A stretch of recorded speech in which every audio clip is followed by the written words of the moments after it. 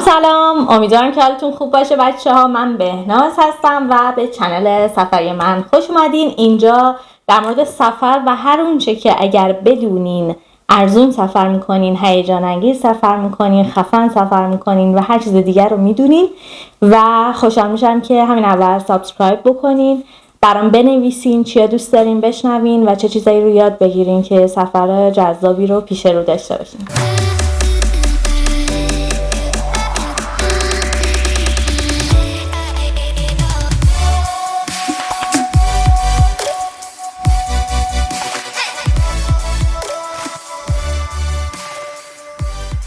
توی این ویدیو قراره که 4 تا اپلیکیشن بهت معرفی بکنم که سفر رو یه جورایی جذاب ترش میکنه، نه ارزون تر، نه فلان تر، نه هیچی، هیجان انگیز ترش میکنه برات. اینو جدا کردم، در مورد بعضیاش صحبت کردیم قبلا توی ویدیوهای دیگه، باز هم میتونیم ببینین اونجا هم، ولی در مورد چندهای دیگه اصلا صحبت نکردم و مطمئنم که خیلی تعجب میکنین همچین اپلیکیشن هایی وجود داره. خب اولین اپلیکیشن جو کچینگه. این چه اپلیکیشنیه؟ یه اپلیکیشن که جاهای مختلف دنیا اومدن یک چیزی رو میتونه انقدر باشه، میتونه انقدر باشه، میتونه انقدر باشه، میتونه انقدر باشه، قایم کردن.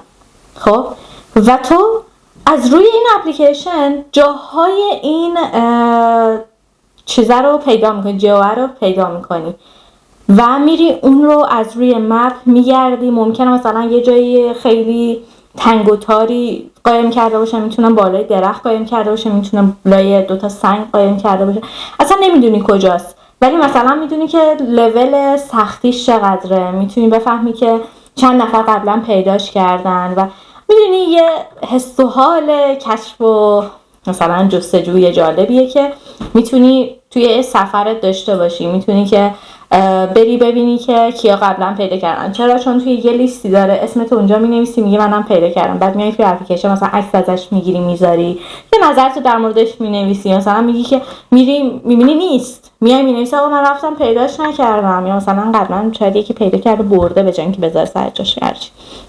کلا یه پدیده جالب من، یعنی با این اپلیکیشن وقتی مواجه شدم خیلی بر من عجیب و جالب بود، اینکه میلیون ها آدم واقعا میرن دنبالش و پیداش میکنن فقط برای اینکه بگم من پیداش کردم و این میتونه سفرتون رو یه مقدار هیجانی تر بکنه، مخصوصا اگر داری با یه کس دیگه سفر میکنین، کاپلی بریم و برای خودتون یه چیز بذارین، مثلا یه کرسی بذارین هر کی زودتر پیدا کنه.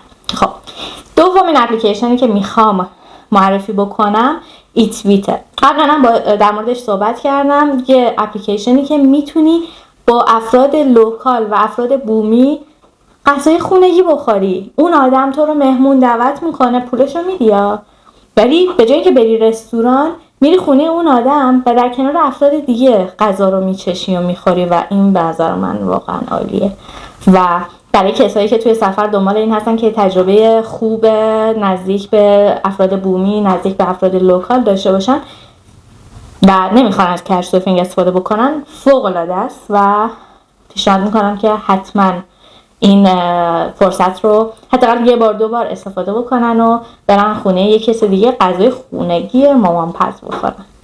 سومین اپلیکیشنی که میخوام معرفی بکنم ایونت برایته. این اپلیکیشن چیه؟ یه اپلیکیشن که تو مثلا مینویسی که آقا فلان تاریخ تا فلان تاریخ من توی این کشورم یا توی این شهرم، تمام ایونت ها، فستیوال ها، برنامه ها، کنسرت ها، چه رایگان، چه پولی، چه گروهی، چه فردی، همشون اونجا لیست شده و تو میتونی از تاریخ و از آدرسش و همه اینها با خبر بشی، همونجا بلیطت رو تهیه کنی، رزرو بکنی و بری بهشون سر بزنی، بری و اون ایونت رو شرکت بکنی. خیلی قشنگ، خیلی خوبه، به خاطر اینکه تو دیگه لزومی نداره که بری دونه دونه ایونت ها رو سرچ بکنی و پیدا بکنی. اینجا منسجم آورده. مثلا میگی که آقا من 1 نوامبر تا 10 نوامبر مثلا آلمانم، یهو میاد میگه که چیزه، مثلا چه میدونم یه همچین فستیوالی هست، اگه اکتبر اونجا باشی مثلا اکتبر فست رو برات میاره یا هر چیز دیگه.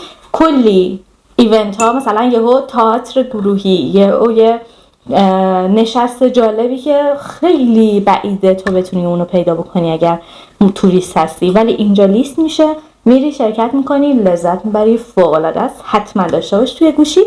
و چهارمین که صدها بار در موردش صحبت کردم ولی در مورد یه بخشش میخوام الان صحبت بکنم، کچ سورفینگه.